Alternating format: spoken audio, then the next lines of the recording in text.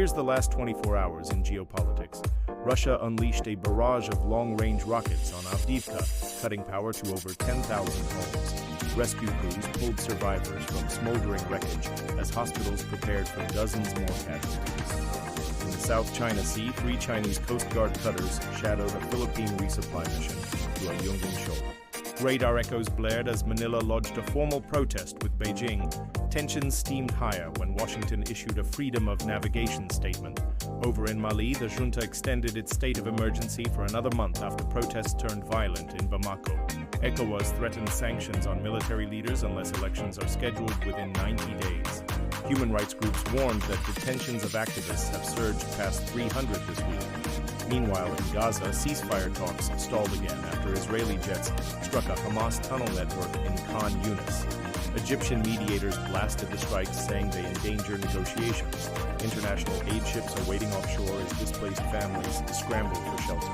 And in the Horn of Africa, Somalia's prime minister met with Ethiopian counterparts to discuss joint counter-terror operations. They agreed to boost intelligence sharing against al-Shabaab. This comes as UN reports indicate food insecurity is now critical for over 7 million Somalis.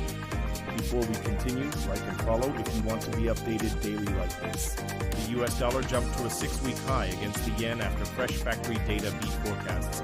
The euro slipped under $1.08 as German consumer confidence dipped for a third month. Meanwhile, sterling held steady at 1.25 as Bank of England officials hinted at another rate hold.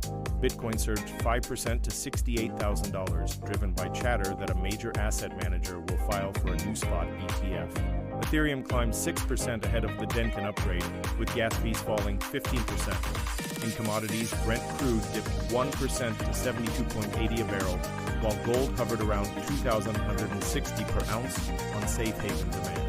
Over in tech, Google's Gemini rollout just got supercharged.